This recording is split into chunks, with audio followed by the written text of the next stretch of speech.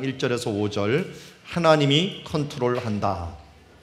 제목을 영어를 안 쓰고 어떻게든지 해보려고 했는데 적절한 말들을 찾지를 못했습니다.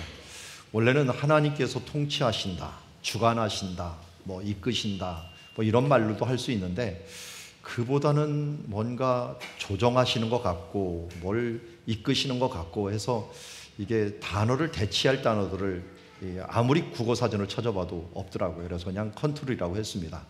컨트롤이 뭔지는 아시죠? 모르시는 분은 옆에한테 물어보시기 바랍니다. 자, 컨트롤한다 라고 하는 말을 하나님이 뭘 컨트롤하냐라고 봤더니 오늘 야곱과 요셉의 인생을 보니까 모두 하나님이 진짜 컨트롤하는 삶을 살았던 것 같습니다. 잘 보면은 하나님의 축복은 조금 더 정상적이지 않을 때가 있어요. 원래 우리는 야곱과 에서를 보면은 에서가 장남이니까 장남이 축복을 받아야 되는 게 그냥 당연한 건데 장자권이 이상하게 태어나기 전부터 하나님께서 야곱에게 그것을 줘버립니다. 그러다 보니까 또 야곱은 이 욕심을 내갖고 장자권을 얻겠다고 아버지를 속이고 형님을 속이면서 이것을 얻어냅니다. 비정상적으로 뭔가 이루어지는 것 같아요. 그런데도 하나님은 이상하게 야곱이 도망가갖고 위기에 처했을 때 나타나서 그에게 축복을 허락해 주시고 환상을 보여주시고 축복도 실질적으로 나타나서 말씀을 해 주십니다. 그리고 나서 결국은 그가 돌아와서 그것도 재단을 쌓겠다고 하는 것들을 못 쌓았는데 또 비정상적이고 조금 안 좋은 방법들을 통해서 디나의 추행이 있은 다음에야 베델에 올라와서 하나님의 뜻을 이루는 것을 보게 됩니다. 우리는 지난주에 35장까지 이 말씀을 보았는데 그 야곱의 삶의 사이클이 이 요셉에게도 동일하게 나타나는 것 같습니다.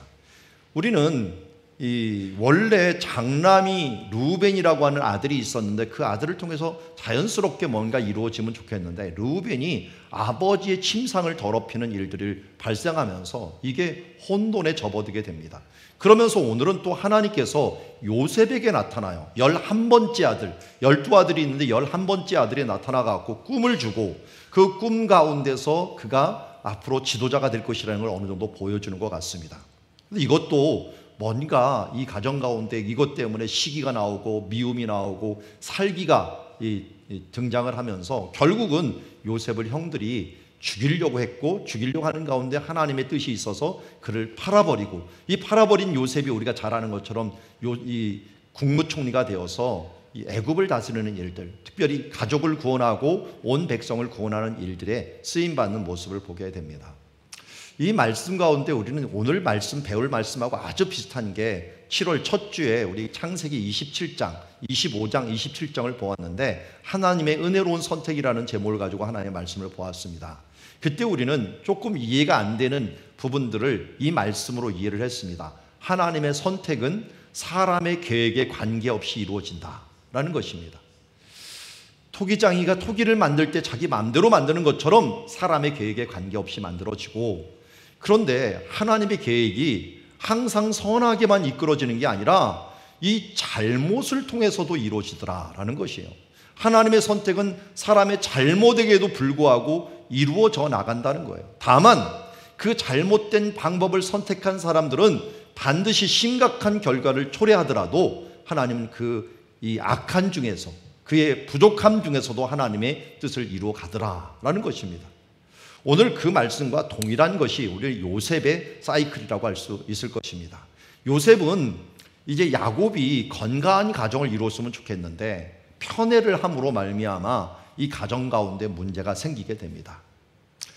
그러는 중에 또 요셉도 눈치가 하나도 없어갖고 꿈을 꾼 다음에 엉뚱하게 말을 해갖고 형제들 간의 불화를 더 일으키죠. 그래서 결국은 아버지의 심부름으로 세겜 쪽으로 갔습니다. 왜 세겜이라고 하는 것은 우리 지도는 왼쪽이 지금 북쪽입니다. 북쪽으로 가는 이유는 유목민들은 이 풀을 따라서 움직이는 습관이 있습니다.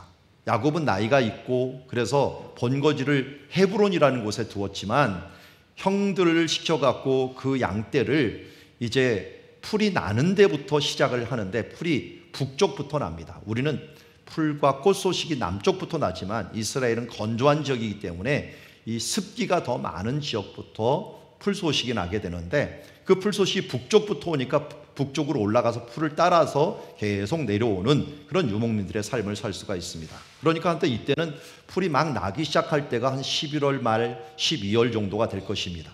그 정도에 올라갔는데 세겜 정도에 있을 것이라고 추정을 했는데 그때는 조금 더 가물었나 봐요. 더 북쪽인 도단성으로 올라갔습니다.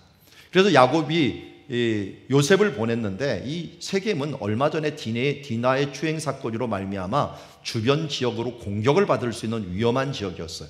그렇지만 유목민이기 때문에 할 수 없이 갔기 때문에 그들이 잘 있나 하는 것을 이 요셉을 통하여 알려고 했던 것을 봅니다. 그런데 세겜에 없으니까 도단까지 갔는데 도단에서 거기서 잡혀서 형들이 그를 결국은 팔아서 애굽으로 남쪽으로 팔려가는 그 모습이 오늘 우리의 주신 말씀이라고 할 수가 있습니다. 오늘 말씀이 배경이 되는 곳 마므레 지역에서 먼저 시작을 합니다. 창세기 35장에 오면은 기랏 아르바라고 했는데 마므레로 갔다. 이 기랏 아르바는 헤브론이었다라고 말씀을 합니다. 자, 아브라함이 있었던 곳, 이삭도 아직도 살아있는 곳, 또 그곳에 우리 야곱이 머물게 되는 것을 보게 됩니다. 그런데 이 머무는데 정말 눈치 없는 꾼쟁이 요셉과 함께 편애를 하는 아버지 때문에 집안에 문제가 계속적으로 발생하고 있었습니다. 2절에 보니까 야곱의 족보는 이러하니라 라고 하면서 요셉이 17세 되었는데 이 17세 정도 되면은 성인이에요. 이스라엘은 13세에 성인식을 합니다. 그러니까 17세면 우리 만유로 이제 17세니까 거의 고등학교를 졸업할 나이가 다 된 거 아닙니까? 이 정도 되면은 눈치도 있고 사리 판단도 있겠죠. 그런데 그의 형들과 함께 양을 칠 때 그의 아버지 아내 비라와 실바의 아들들과 더불어 함께 있었는데 그가 그들의 잘못을 아버지께 고자질을 한 겁니다. 여러분, 잘못을 말하는 건 좋습니까? 안 좋습니까? 잘못을 말하는 게 틀린 건 아닌데 이걸 고자질식으로 얘기하다가는 분열을 일으킬 수가 있거든요. 그러니까 이걸 적절하게 지혜롭게 얘기를 해야 되는데 무조건 고자질을 해버린 거예요. 그런데 아버지는 또 여기에다가 이 부분들을 가지고 이 조금 처신을 잘하면서 형들의 그 부분들을 조용히 그들 처리했으면 좋겠는데 3절 말씀이 문제예요. 요셉은 노년에 얻은 아들이므로 이 말들을 다 받아준 거예요. 받아주는 것뿐만 아니라 이스라엘이 여러 아들들보다 그를 더 사랑함으로 그를 위하여 채색 옷을 지었다라고 합니다. 이 채색 옷은 번역에 따라서 많이 틀려요. 원래 원어적인 번역은 넓고 긴 옷이라는 거예요. 넓고 긴 옷인데 이것을 이제 우리 헬라어로 번역을 할 때 채색 옷이라고 하는 걸 번역해서 그런데 원어적으로 들어가면 이게 뭐냐면 여기 있는 지금 제가 그림 하나 있는데 이것은 이집트에서 가나안 사람을 그려놓은 거예요. 그려놨는데 원래 남자들은 저 정도의 옷을 입어요. 그러니까 무릎 정도 오는 옷인데 이 채색 옷이라고 하는 부분들이 원어상으로 발목까지 오는 옷이에요. 발목까지 오고 위에가 있는 옷이면 이건 관리자들이 입는 옷입니다. 일을 하려고 하는 옷이 아니라 관리자들이 입는 옷이에요. 그러니까 고자질을 했는데 그를 관리인으로 임명을 해버린 거예요.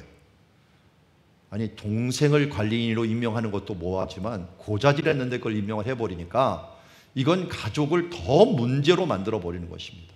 그래서 가족이 질서가 무너지게 되면은 이거는 위에부터 질서가 내려와야 되는데 아래로부터 있는 질서가 되면은 서로 형제 간에 문제가 더 크게 발생하게 되는 거죠. 자기가 동생이어서 장남을 사모하다 보니까 이런 문제에 대한 감각이 이 야곱에게는 좀 없었던 것 같아요. 그랬더니 어떤 일이 벌어집니까? 4절에 보니까 형들이 아버지가 형들보다 그를 더 사랑하고 그에게는 일도 안 시키고 그를 관리자로 삼는 이 모습을 보면서 그를 미워하여 그에게 편안히 말할 수가 없었다는 것입니다. 요셉은 그래도 형들하고 많게는 한 4-5살 차이는 많게는 저는 10살까지도 차이가 날 수 있다고 봐요. 그런데 이런 이 차이 나는 이 사이에 동생을 막내 동생 같은 아이를 사랑하고 이 좋아하는 이런 형태가 아니라 형제들까지 미워하는 이런 현상들이 일어나게 된 것을 보게 됩니다. 이것은 바로 편애라고 하는 이 불공정 때문에 일어난 일이라고 할 수가 있습니다. 여러분, 우리 가정 속에서도 편애는 피할 수 없는 것입니다. 왜냐하면 나하고 기질이 같거나 내가 또 좋아하는 자녀들이 분명히 있을 수밖에 없어요. 그러나 그때일수록 우리는 정신을 차려야 됩니다. 함부로 이 부분들을 행하기에 부족함이 없도록 우리가 공정하게 행할 수 있도록 도와줘야 됩니다. 또 우리는 이 누군가의 자녀입니다. 그러기에 우리는 편애를 받았을 수도 있고 또 편애 때문에 피해를 당했을 수도 있습니다. 그러기에 우리는 또 이 편애라고 하는 부분들에서 바른 가치관을 가져야 됩니다. 나도 그럴 수 있기에 나도 그렇게 받을 수 있었구나 하는 부분들을 인정해 줘야 됩니다. 그것을 무슨 원한처럼 부모를 향하여 이 마음을 가지고 있는다는 것들은 이것도 잘못된 모습입니다. 그래서 나를 돌아보고 또 다음 세대를 돌아볼 수 있는 그런 부분들로 이 성경 말씀을 받아야 될 줄 압니다. 우리는 부족하다, 연약하다, 치우칠 수 있다라고 하는 인간이라는 것을 인정하고 우리가 서로 주의하고 도와주면서 행해야 된다는 거 하는 것들을 잊지 않아야 됩니다. 그리고 또 하나님의 주권도 인정을 해야 됩니다. 그 기질들을 어떻게 하겠습니까? 하나님께서 태어난 기질들이 있는데 그 기질들 가운데 이렇게 이루어질 수 있겠구나, 이런 경향이 있겠구나 하면서 우리가 인정하면서 가되, 그러나 하나님의 기질들 가운데 잘못된 방법이 혹시 나타날까 우리는 조심하면서 성령의 인도함을 받으면서 항상 깨어 있어야지 이 가족의 화목을 이룰 수 있는 줄 압니다. 자, 오늘 이제 이 야곱은 그렇다 치지만 요셉은 왜 이렇습니까? 요셉은 꿈을 꿨어요. 하나님이 주신 꿈 어떻게 하겠습니까? 우리 꿈을 꿀 수 있습니다. 그리고 하나님이 주신 비전을 가질 수 있어요. 그런데 참 이 어떻게 말을 했어요? 내가 꿈을 꾼 꿈을 들으시오 하면서 밭에서 곡식단을 묶더니 내 단은 일어서고 당신들의 단은 내 단에 둘러서서 절하더이다. 자, 이거는 지금 요셉이 17살이면 삼척동자라도 이게 무슨 뜻인지 알 거예요. 형들이 바로 알잖아요. 참으로 내가 우리 왕이 되겠느냐라고 하는 말로 이해를 한다는 거예요. 그 다음 또 꿈을 꿨는데 이번에는 이 11별이 내게, 해와 달과, 이 해달은 이 부모님이겠죠. 해달과 별 11별이 내게 다 절하도이다. 이렇게 눈치 없이 말할 수가 있나요? 우리 지난번에도 이종필 목사님 와서 성령 강림절 날 하신 말씀이 제가 기억이 납니다. 조선시대에 죽은 많은 충신들이 사실을 말하다가 죽었다. 그리고 지금 현재도 많은 남자들이 죽어가고 있다. 왜냐하면 여자들이 갑자기 집에서 TV를 보다가 뭘 하다가 현빈을 이야기하고 공유를 얘기하면서 당신은 왜 그러냐 이렇게 얘기하는 동시에 많은 남자들이 죽어가고 있고 많은 여자들이 또한 죽어가고 있다. 남자들이 송혜교를 갑자기 얘기하면서 당신은 왜 이렇게 생겼느니 하면서 뭐 비교를 하는 동시에 많은 여자들이 함께 죽어가고 있다라고 얘기를 하는 것을 들었습니다. 저는 그분처럼 웃기게는 못하고 이 뭐 오징어처럼 생겼다느니 이런 말은 못하겠네요. 하여튼 그 말씀을 다시 한번 어제 들어보면서 그렇지, 사실을 제대로 말하지 못하다가 제대로 말하다가는 정말 많은 사람들이 다치겠구나 하는 것들을 알게 됩니다. 여러분, 우리가 꿈은 하나님이 줄 수가 있지만 꿈을 함부로 말해서는 또 안 될 때가 있어요. 왜냐하면 주변에 있는 사람들이 내 꿈 때문에 혹시나 상처받을 수 있다는 것을 우리가 알고 이런 눈치 없는 꿈쟁이가 되지 말고 정말 하나님께서 주시는 이 꿈들을 우리가 품었으면 타인을 고려하면서 우리가 이야기를 해야 돼요. 이걸 고려하지 않으면은 사람들이 이 은사 받은 사람들이 특별히 그럴 때가 있어요. 나는 하나님께서 이런 음성을 들었다, 나는 이런 축복을 받았다, 이렇게 얘기하다 보면 주변 사람들은 뭐예요? 은사가 다 틀린데 그걸 가지고 또 다른 사람들을 무시하듯이 얘기하면서 이 은사들이 강력하게 임하는 사람들이 겸손하지 못할 때 더 많은 교회의 불화를 일으킬 때가 많이 있다는 것입니다.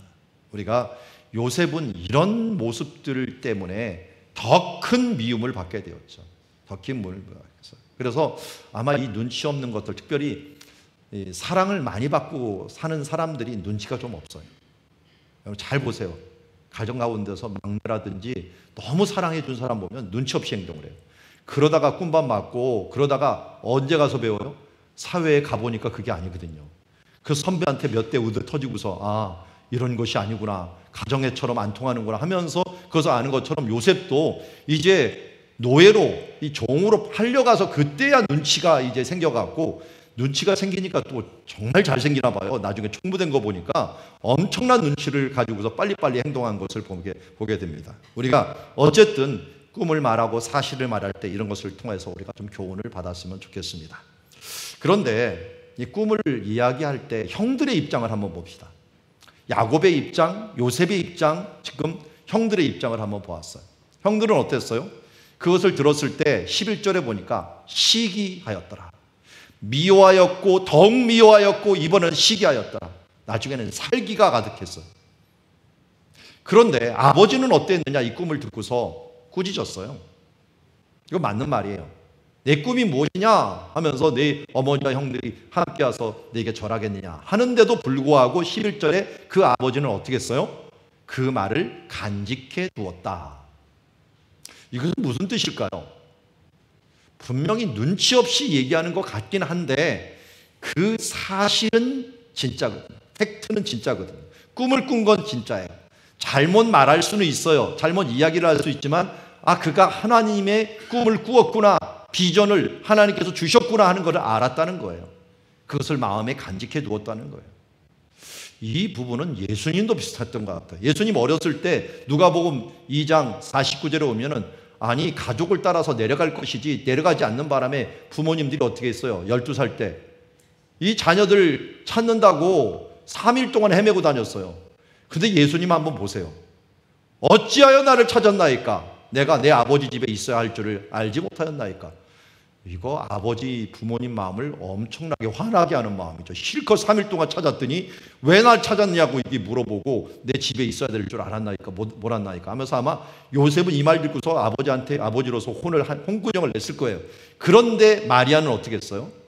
내려가서 순종하여 받드시는 그 모습 가운데서 그 뒤에 그 어머니는 이 모든 말씀을 마음에 두니라. 마음에 두니라. 여러분 우리가 기분 나쁜 말을 들을 수도 있습니다. 그렇지만 사실에 대한 부분들에 대해서는 우리가 놓치지 말아야 돼. 하나님의 주권이 하나님의 계획이 무엇인가 하는 부분들을 알맹이는 놓치지 말아야 된다는 거예요. 그 쌓여있는 포장지 때문에 기분 나빠할 수는 있어요. 그 기분 나쁜 부분들 그 말 때문에 있지만 거기서 핵심이 무엇인가 하는 부분들을 우리가 볼 수 있는 게 하나님의 주권을 아는 거예요. 해석에 대한 문제. 이 해석에 있어서 야곱은 이것을 마음에 두었고 마리아도 마음에 두었기 때문에 이게 무엇을 이루었습니까? 나중에 꿈이 이루어지는 것을 보면서 아니 그 마음에 이미 알았을 거예요. 하나님께서 뭔가 이 자녀를 통하여 이룰 것이 있구나 하는 부분을 알았을 거예요. 그렇지만 내가 방법은 잘못되었다 라고 하는 부분을 지적할 수 있지만 우리는 하나님의 주권, 하나님이 이끌고 가시는 것들, 하나님이 이 역기능적인 가정 가운데서도 하나님이 꿈을 주시고 그 꿈 가운데서 하나님이 컨트롤해 가신다는 것을 우리에게 보여주고 있는 것입니다. 여러분 여기서 놓치지 마십시오. 아무리 환경이 안 좋고 그 가운데 우리 가정은 왜 이래? 라고 하지만 하나님께서 주신 꿈과 하나님께 주신 비전은 우리의 이 역기능적이고 뭔가 문제가 있고 정말 희망이 없는 상황 가운데서도 하나님의 뜻은 이루어 간다는 사실입니다. 그러기에 우리의 부족함에도 불구하고 하나님은 하나님의 뜻을 반드시 이루어 가시기 때문에 우리가 그 가운데서 주님의 뜻을 바라고 또 그 가운데서도 이 부족한 것도 꿈을 주시는 그 꿈을 갖다 마음에 새기고 그 꿈을 잃지 아니하고 하나님의 이끌러 감을 알고 우리가 믿음으로써 그 길을 헤쳐나가기를 원합니다. 우리 환경 너무 안 좋습니다. 우리 대한민국에 대한 환경, 어떤 사람은 헬조선이라고 얘기하고 한국을 떠나고 하지만 그러나 하나님은 이 대한민국을 통해서 이루실 일들을 이루가는 줄 믿습니다. 탓하지 말고 기도하시면서 그 가운데 하나님의 주권을 믿으며 하나님께서 우리에게 주신 그 마음을 가지고 어떻게 하나님께서 우리에게 그 뜻을 이루실 것인가를 기대하면서 믿음의 고백으로 나아가는 하나님의 그 뜻을 마음에 간직하면서 그 믿음으로 승리하는 주님의 자녀들이 되기를 주의 이름으로 축원합니다. 크게 두 번째로 우리는 고난의 시간도 하나님이 컨트롤하신다는 것입니다. 문제 있는 가정, 문제 있는 환경 가운데도 하나님께서 그들을 인도하시지만 이 고난의 시간에서도 하나님께서 우리를 컨트롤해 가신다는 것입니다. 형들을 한번 보십시오. 요셉이 그에게 가까이 오니 어떻게 했습니까? 요셉을 멀리 보면서 그에게 비꼬는 말로 얘기합니다. 꿈꾸는 자가 오도다. 요셉의 별명이 뭐였어요? 그러니까 꿈꾸는 자, 꿈쟁이였습니다. 꿈쟁이. 이게 좋은 뜻이 아니겠죠. 꿈꾸는 자, 꿈에 그냥 꿈꾸는 꿈에 취해 있는 자로서 생각한 거예요. 자, 그러면 우리가 한번 죽여보자. 죽여 그를 한 구덩이에 넣고 그가 악한 짐승이 잡아먹나 잡아먹지 않나, 그 꿈이 이루어지나 이루어지나 한번 보자. 정말 그게 꿈을 꿨는데 우리가 모두 그에게 전하는지 한번 보자 하면서 이걸 비꼬듯이 이 부분들을 얘기한 것을 봅니다. 그럼 미움은 시기는 살기로 나타나서 형들이면서 동생들을 지금 죽이려고 하는 모습을 보게 됩니다. 이런 가정 정말 막가는 가정이죠. 동생을, 자기 가족을 죽이려고 하는 사람들, 현대도 이런 부분들이 일어나고 있는 것들이 얼마나 악한 것인가 하는 건데요. 요새 세상이 왜 이래 그런지 여러분 이때도 이랬어요. 우리 고고학 발굴을 했는데 사람들이 놀랐죠. 요즘 애들은 참 버릇이 없다. 그게 2000년 전의 기록인데 현재나 지금이나 똑같이 우리 지금 사람들도 예전을 향하여 요즘 애들은 버릇이 없다라고 얘기를 하고, 아마 다음 세대는 또 요즘 애들은 버릇이 없다라고 얘기할 거예요. 여러분 2000년이나 지금이나 사람의 사악함은 똑같습니다. 형제를 죽이려고 하고 가족 간의 살이가 일어나는 일들은 똑같습니다. 그러나 이런 사악한 문화들 가운데서도 하나님은 이 미움 가운데 하나님의 뜻을 이어간다는 것입니다. 이 미움 가운데 하나님은 이걸 컨트롤하고 있다는 것입니다. 그래서 살기가 가득한 이런 세상에서 우리가 살고 있을 때 정말 놓치지 말아야 될 것은, 나도 모르게 이런 살기가 있는 세상에서 주 예수를 바라보지 아니하면은 이 세상을 이길 수가 없습니다. 스데반 집사님이 바로 십자가를 바라보면서 주 예수여 저들을 용서하여 주시옵소서라고 하는 말씀으로 기도했을 때 사울이라고 하는 주동자가 다시 변화되어 하나님의 말씀을 되었듯이, 우리는 요셉의 입장에서 살기 가득한 형들을 향하여 또 우리가 나도 모르게 살기 가득한 모습으로 변할 때가 있는데, 그때 나도 모르게 자꾸만 주 예수 그리스도를 상고하지 아니하면 나도 형들과 다를 바가 없습니다. 여러분 우리 환경이 그렇지 않습니까? 지금 모든 사람들이 정말 여론몰이로 한 사람 죽이는 건 아무것도 아니더라고요. 나중에 보면 다 무죄가 나오는데 한번 여론몰이로 몰아가갖고 얼마나 많은 사람들이 견디지 못해서 스스로 목숨을 끊는지 몰라요. 재판을 가기 전에 죽은 사람들이 수백 명, 수천 명, 수만 명은 되는 것 같습니다. 왜요? 사람들이 무조건 몰아가는 그 살기 어린 그 미움과 시기의 모습들 가운데 그들은 그야말로 견디지 못하고 죽어가는 사람들이 너무 많습니다. 그러면 이런 시기에 우리가 그 예수 그리스도의 사랑, 그 마음으로 무장하지 아니하면 우리도 이 사랑에서 끌려가서 우리도 손가락질하는데 나중에 보면은 뭐예요? 아무 문제가 없는 거예요. 그래서 이번 주에 이 정말 초등학교 교사가 그 23살밖에 되지 않은 교사가 왜 죽었을까요? 물론 여러 이유가 있겠죠. 그렇지만 한 가지 확실한 것은 우리의 나도 모르는 사람들이 몰고 가는 그 미움들, 그 시기, 그 부분들이 우리를 무너지게 만들 때가 있다는 것입니다. 여러분 무너져서도 안 되지만 무너뜨리지도 말아야 됩니다. 우리가 서로 조절하면서 예수 그리스도의 사랑으로 무장하고 우리 손가락질할 때 조심해야 된다고 하는 게 뭡니까? 딱 손가락질할 때 손가락 하나는 가지만 요 최소한 3개는 자기를 향하고 있다는 겁니다. 나 자신을 돌아보라고 하는 뜻이죠. 손가락질할 때 나를 돌아보면 나도 1만 달란트 빚진 자에서 구원받은 자라는 것을 알고 비난하지 말고 지적하지 말고 사랑으로 품을 수 있는 우리 공동체가 되기를 주의 이름으로 축원합니다. 자, 이제 하나님께서는 이 와중에서도 이들을 도와주는 모습을 보게 됩니다.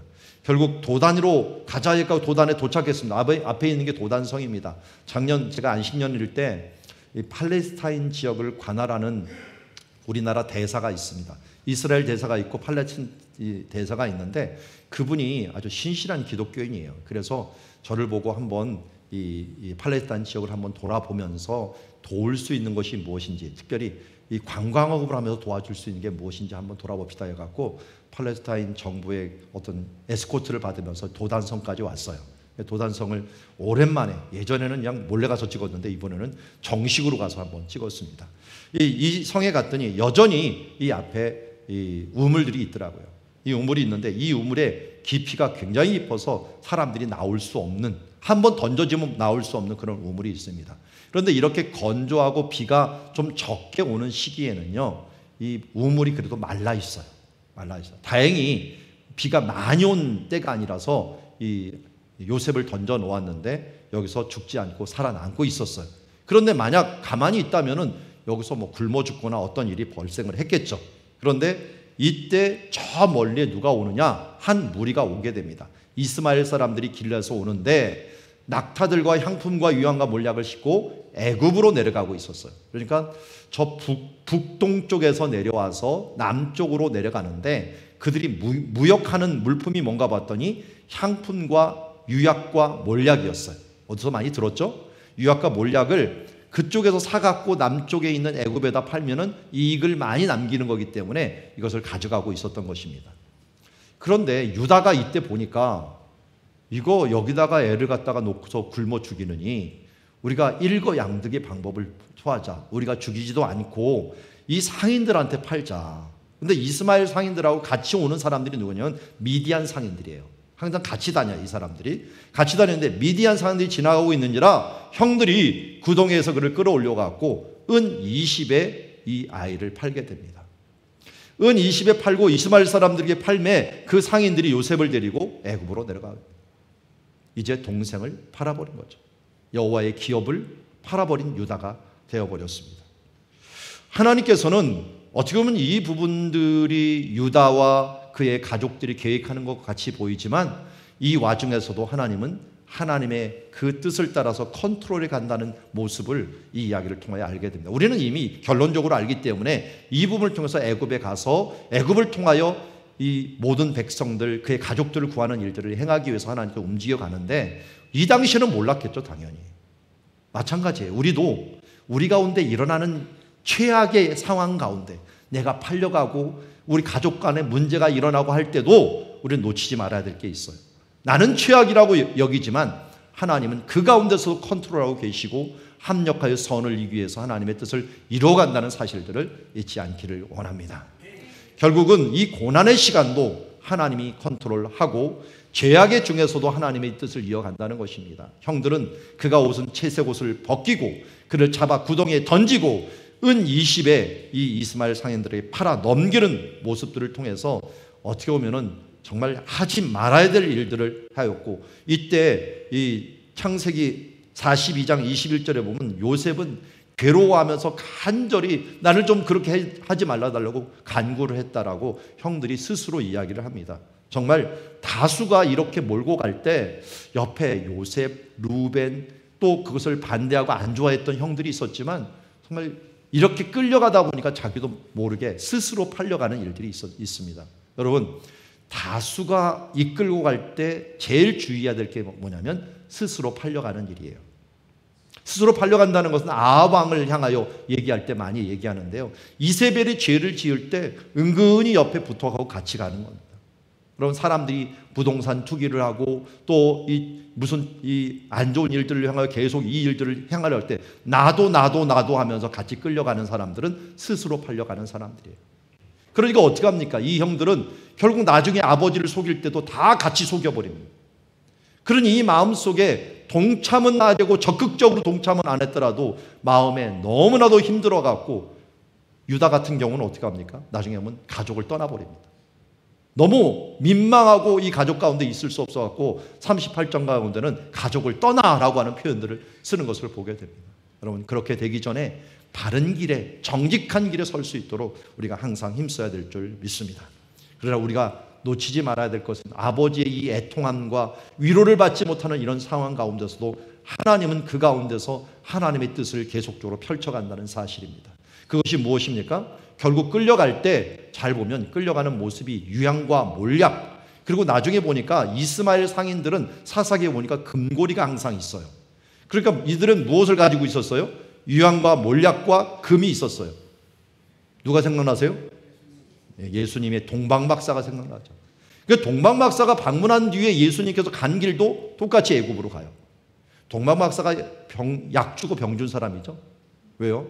와갖고 괜히 헤롯한테 얘기해갖고 헤롯이 예수님 죽이겠다고 예수님 거기 살 수 없어 하고 도망을 가게 되잖아요.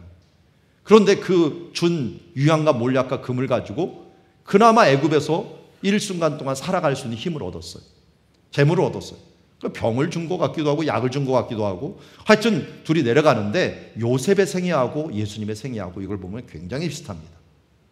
요셉의 생애가 야곱과도 비슷하지만 예수님 생애처럼 예수님도 애굽으로 내려가서 거기서 계시다가 올라와서 이제 모든 생명을 구원하시는 분으로 계시지만 이 요셉도 잡혀가고 거기서 감옥으로 가고 죽은 자처럼 되었다가 모든 생명을 구원하는 자로서 쓰임받게 됩니다.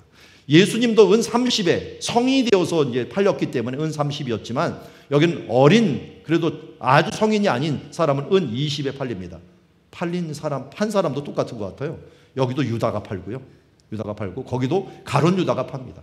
그러니까 사이클이 굉장히 비슷한데 결국 하나님의 생명을 구원한 자로 쓰시는 모습들을 보면서 이 팔려가는 것 같고 최악의 상황으로 내딛는 것 같지만 하나님의 이 구원의 계획들이 십자가를 통하여서도 이루어지는 것처럼 이 요셉의 팔림을 통하여서도 이루어지게 된다는 것입니다.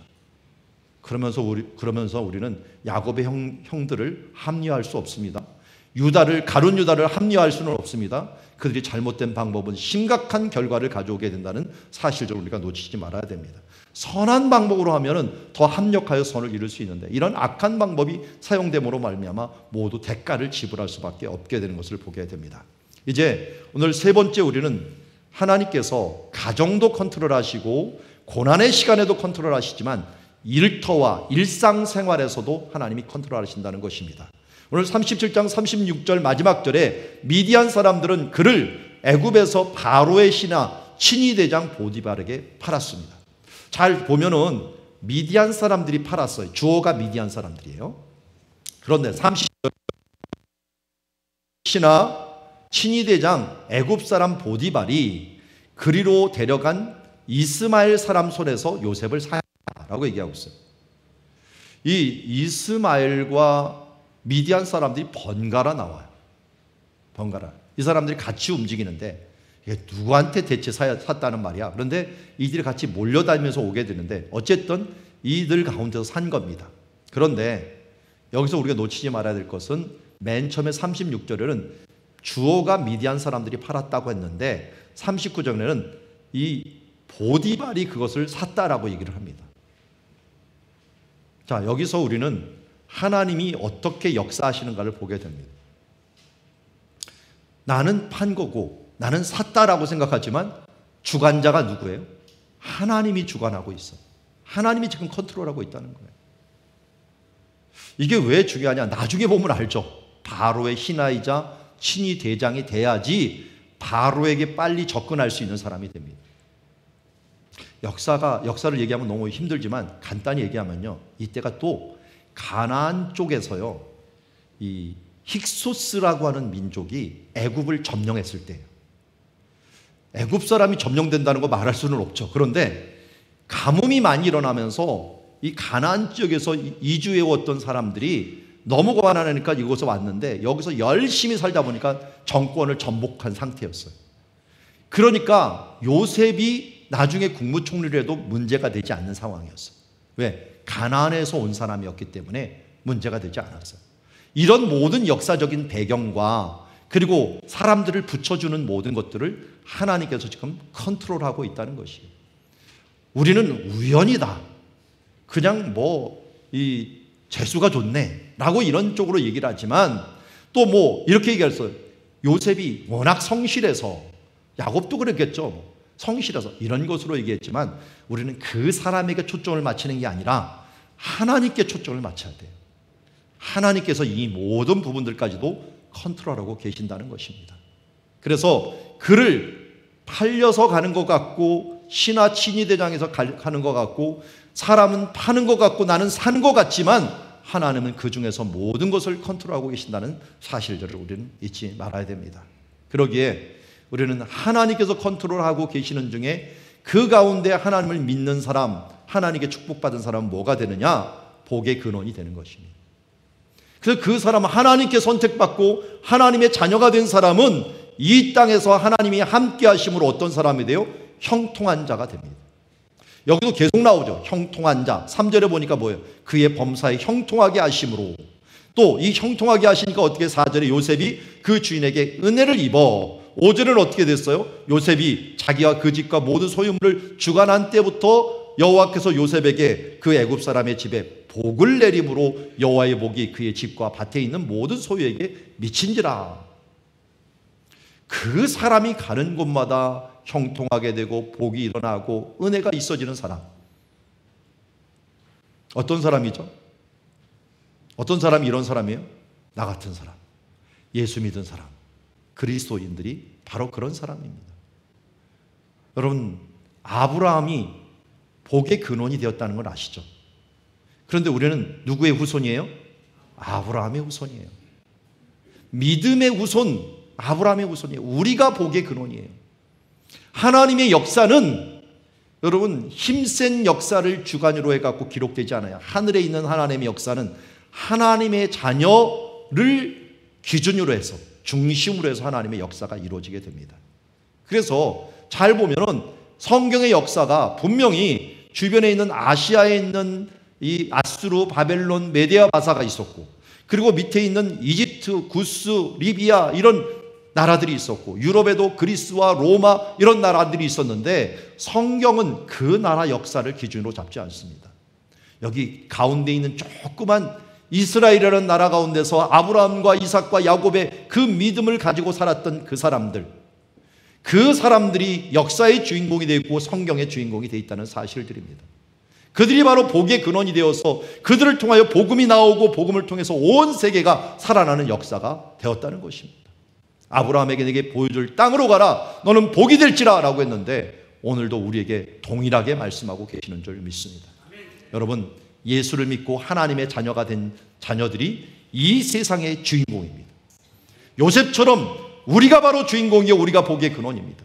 여러분이 일하는 일터가 바로 복이 될 수 있는 것은 내가 있기 때문입니다. 믿는 사람이 있는 곳이 복의 근원지가 될 수가 있고, 내가 머무는 곳이 주변에 있는 사람들이 복을 받을 수 있는 길이라는 것입니다. 여러분들의 정체성과 자존감을 지키십시오. 괜히 그곳에서 불평하지 마시고 내 안에서 생수의 강이 흘러나와서 나를 믿는 자들이 주변에서 복을 받는, 내가 천국을 이루는 복의 근원이라는 사실들을 잊지 말고, 아브라함의 하나님이 나의 하나님이 되어서 나도 내가 이 역사의 주인공이라는 사실들을 알고 이 땅에서 물러서지 않고 복의 근원처럼 살아가는 주의 자녀들이 되기를 주의 이름으로 축원합니다. 말씀을 정리합니다. 하나님이 컨트롤하십니다. 문제가 있는 가정도 하나님께서 그 가운데 꿈의 씨앗을 주셔갖고 그 가운데서 하나님께서 모든 것을 컨트롤해 나가고 계십니다. 고난의 시간에도 하나님 우리를 떠나지 아니하시고 그 가운데서 합력하여 선을 이루어 가십니다. 일터와 일상에서도 모든 것을 하나님이 컨트롤해 가고 계십니다. 27장 말씀을 다시 한번 우리 기억해 주시기 바랍니다. 영원한 하나님인 불변의 선택인데 이것을 계획으로 한번 바꿔보십시오. 하나님의 계획은 사람의 계획에 관계없이 이루어집니다. 하나님의 계획은 우리의 사람의 잘못에도 불구하고 반드시 이루어집니다. 다만 잘못한 것에 대해서는 대가를 지불할 각오를 해야 됩니다. 그렇지만 하나님의 계획과 선택은 영원 불변하다는 사실들을 다시 한번 알고 우리가 나가기를 원합니다. 오늘 이 시간 함께 찬양을 함께 드리며 마무리를 했으면 좋겠습니다. 하나님이 컨트롤하시니 우리는 어떻게 돼요? 내 주여 뜻대로 행하시옵소서. 온몸과 영혼을 다 주께 드리고 이 세상 고락간 주인도 하셔서 날 주관하여서 주 뜻대로 하옵소서. 우리 일터에서도 이렇게 기도해야 될 줄 압니다. 내 주여 뜻대로 행하시옵소서. 내 모든 일들을 다 주께 맡기고 저 천성 향하여 고요히 가리니 살든지 죽든지 뜻대로 하옵소서 하는 마음으로 오늘 우리 찬양하면서 하나님께 모든 것을 맡기며 나가는 시간이 되기를 원합니다.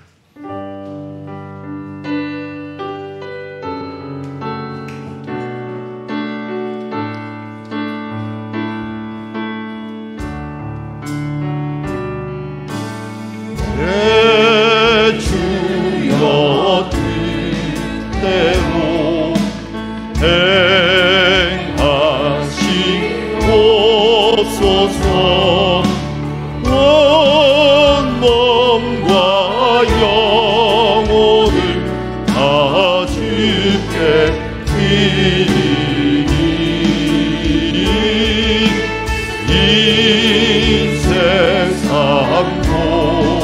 허락한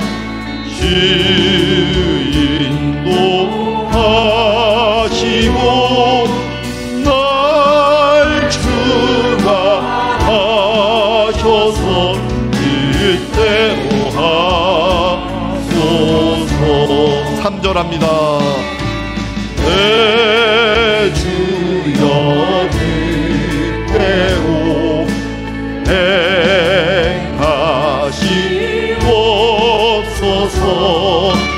내 모든 일들을 다 주께 맡기고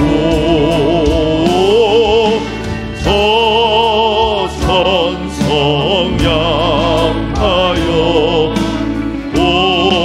고요히 가리니 살든지 죽든지 뜻대로.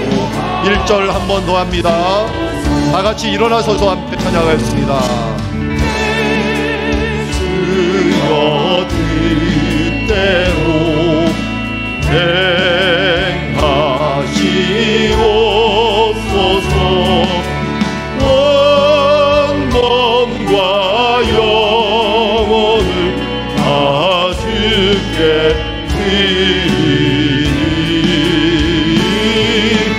이 세상 고락한 주 인도하시고 날 주관하셔서 뜻대로 하소서. 우리 시간 합심해서 함께 기도하기를 원합니다. 우리 찬양단의 찬양에 맞추어서 하나님, 우리의 가정을 인도하여 주시옵소서. 내가 겪고 있는 이 고난의 과정 가운데서도 하나님 인도하여 주시옵소서. 주님, 우리의 일터와 일상생활에서도 하나님 컨트롤하여 주시고 이끌어 주시옵소서.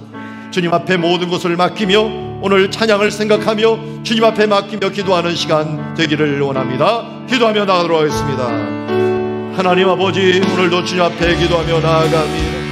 주님, 주님의 뜻대로 행하여 주시옵소서. 우리의 모든 일들을 주님께 맡깁니다. 주여, 우리 천성을 향하여 갈 동안 하나님 우리를 인도하여 주시옵소서. 살든지 죽든지 주여 뜻대로 인도하여 주시옵소서. 오늘도 주님을 믿지 못하고 나아가는 우리들의 신앙 없음을 기억하여 주시옵소서. 주여, 이 세상 오락관 주님 인도하여 주시옵소서. 날 주관하여 주시옵소서. 하나님의 인도대로 인도하여 주시옵시고, 주님, 우리의 가정 모순이 많습니다. 부족합니다. 연약합니다. 가족 간의 갈등이 있습니다. 주여, 오늘도 주의 뜻대로 우리의 가정을 인도하여 주시옵소서. 하나님, 우리의 일터에서도 정말 억울한 일 많고 주님 어찌 될지 모르고 있지만 주여, 노력한 대로 되지 아니하고 수고한 대로 되지 아니할지라도 주여, 미움 가운데 실망 가운데 있지 아니하고 오 주님, 주님의 인도하십니다 믿고 주여, 우리의 바닥을 치는 순간에도 고난의 순간에도 우리가 팔려가고 주여, 우리 가운데 아픔이 더 이상 나눌 수 없어서 위로받을 수 없는 순간에도 하나님 우리 가운데 인도해 주시는 하나님을 봅니다. 주여, 우리의 가정과 우리의 일터와 우리의 사회와 우리의 고난 중에 하나님 인도하여 주시옵소서. 하나님, 정말 모순 가운데 살고 있습니다. 가정은 가정대로, 일터는 일터대로, 사회는 사회대로 정말 우리의 보기에는 너무나도 모순이 많은 삶들을 살아가고 있습니다. 주님, 신림동에서 묻지마 살인을 일으킨 사람은 외칩니다. 나는 이렇게 열심히 일했는데 하는 것 되는 것들이 없고 나만 불행한 존재가 된 것 같다. 다른 사람들로 함께 불행해지자 하면서 무조건 찔러버리는 그 악한 모습들 가운데 바로 그 모습이 우리의 모습이 아닌가 돌아보게 됩니다. 하나님 말씀을 모르므로, 하나님의 뜻을 우리가 알지 못함으로, 하나님이 오늘도 다스리시고 통치하시고 주관하시고 컨트롤하신다는 것을 모르므로 말미암아 세상 사람들은 이렇게 행하고 있습니다. 하나님, 최악의 순간처럼 보이는 그 순간에도 하나님은 이 세상을 통치하고 계시고 합력하여 선을 이루어 가시는 줄 믿습니다. 우리의 가정 가운데, 우리의 모순되고 깨어진 가정 가운데서도 하나님은 일하고 계시는 줄 믿습니다. 하나님, 우리의 일터에서 인정받지 못하고 억울하게 당하는 그 순간에서도 하나님은 일하고 계시는 줄 믿습니다. 하나님, 하나님의 통치하심, 하나님의 주관하심을 믿습니다. 하나님, 우리의 믿음 없음을 도와주시옵소서. 우리가 복의 근원이라는 이 사실을 잊지 아니하고 이 땅에 밀려 불평하며 살아가는 자들이 아니라 주님 믿음의 승리자로서 승리하며 하나님의 믿음의 고백자로서 요셉처럼 마지막 최후 승리를 향하여 나아갈 수 있는 주의 자녀들 모두 되게 하여 주시옵소서. 예수님의 이름으로 기도드리옵나이다. 아멘.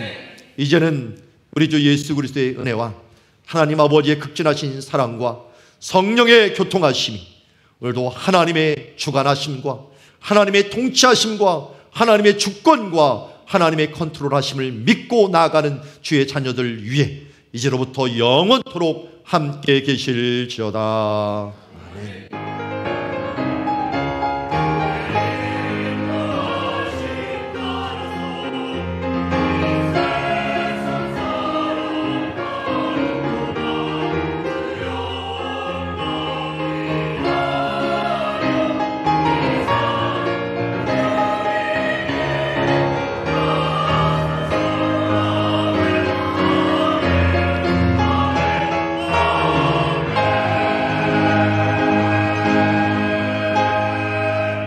아멘.